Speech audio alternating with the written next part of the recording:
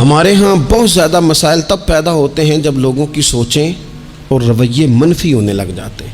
میرے ایک عزیز ہیں، اس دوست کے ساتھ میرا تعلق کچھ زیادہ ہی گہرا ہے۔ میں نے یہ کہا ان کے والد صاحب سے کہ ہم اس کا رشتہ، اللہ تعالیٰ نے اسے گنجائش دی ہے، وسعت دی ہے، تو کسی غریب گھر میں کریں گے۔ ایک غریب گھر میں اس کا رشتہ دیکھ لیا گیا، اور جہاں وہاں بات ہم مکمل کرنے لگے تو اب ظاہر ہے خاندان میں بھی بہت ساری بیٹیاں تھیں۔ جب بات تکمیل پہ ہونے لگی تو وہ غریب باپ ہے، خواہش یہ تھی کہ غریب کسی کو سہارا مل جائے، تو اس کے والد نے، بیٹی کے والد نے یہ سوال اٹھایا کہ اتنے سارے رشتے گھر میں موجود ہیں اور بچہ بھی بڑا آپ کے بقول کہ بڑا نیک ہے اور بڑا مالدار ہے، تو پھر کیا وجہ ہے ہمارے گھر رشتہ کیوں کر رہے ہیں؟ آپ کا اتنا خیر کا جذبہ، اتنا خیر کا، لیکن سامنے والا کہتا ہے یار اس پھل کا تو موسم ہی نہیں، تو کیوں بیچ رہا ہے اسے؟ یہ تو نے اتنی خیر کی بات، رویے مثبت نہیں، لہجوں میں مثبت پن نہیں۔ ایک صاحب نے مجھے، پرانی بات ہے، ایک دفعہ ٹیلی فون کیا، بڑی دور انہوں نے کسی پروگرام کی دعوت دی، تو میں نے کہا ٹھیک ہے میرے پاس وقت میں گنجائش ہے، میں آ جاؤں گا۔ کہنے لگے پیسے کتنے لیں گے؟ میں نے کہا نہیں کوئی پیسہ نہیں، میں انشاءاللہ آ جاؤں گا۔ کہنے لگے چلیں ٹھیک ہے، مروت کافی ہو گئی، اب بتا دیں کیا لیں گے۔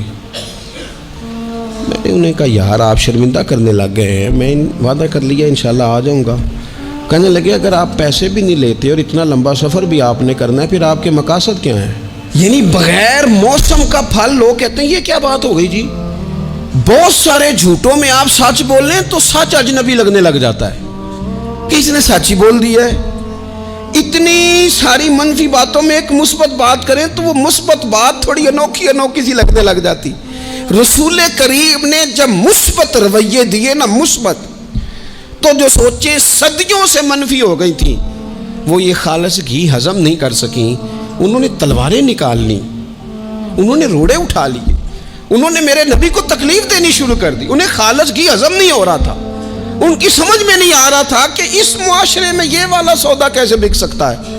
ایک رات وہ سارے تلواریں، نیزے، برچیاں لے کے میرے نبی کے گھر کا محاصرہ کرنے لگے، حضور کو شہید کرنے آ گئے۔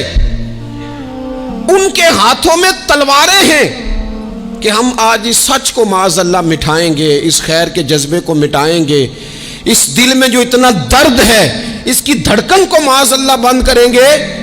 وہ سارے اتنا منفی سوچ لے کے حضور کے دروازے کا گھیراؤ کر رہے ہیں۔ قربان جاؤں اے معصوم آمنہ تیری شان پر۔ میرے رسول کیا فرما رہے ہیں؟ حضور فرماتے ہیں علی یہ پیسے لے لے اور لوگوں کی امانتیں واپس کر کے سویرے مدینے آ جانا۔ اور یہ لوگ جو دروازے پہ کھڑے ہیں نا، ان کی بھی امانتیں حضور کے گھر پڑی ہیں۔ ان کی سوچیں کتنی منفی ہو گئیں کہ وہ شہید کرنے آ رہے ہیں، اور کریم کی سوچ کا یہ حال ہے کہ حضور ابھی بھی ان کا بھلا ہی سوچ رہے ہیں۔ وہ روڑے مار کے نا، روڑے مار کے گھر جا کے سو جاتے تھے، کانٹے بچھا کے رستے میں گھر جا کے سو جاتے تھے۔ وہ نبی کریم علیہ الصلوۃ والسلام کو معاذ اللہ تکلیف دے کے اپنے گھروں میں سو جاتے تھے۔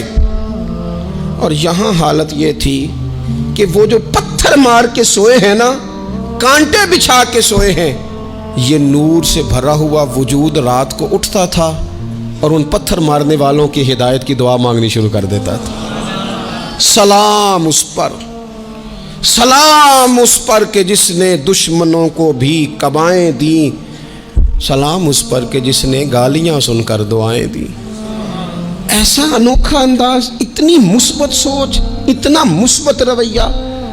وہ احد کے اندر آ کے نبی پاک کے دانت شہید کر گئے، 70 صحابہ کو شہید کر گئے، اور شہید کر کے بس نہیں کی۔ حضرت امیر حمزہ حضور کو پیارے تھے، چچا تھے، نبی کریم بڑا پیار کرتے تھے۔ حضرت امیر حمزہ کا ناک کاٹ دیا، آنکھیں نکال دیں، وجود سارا کاٹ دیا، حضور کی ساری داڑیاں آنسوں سے بھر گئی۔ اتنا پیار حضور کو چچا سے، لیکن جب کہا نا حضور دعا کر دیں یہ تباہ ہو جائیں، تو نبی کریم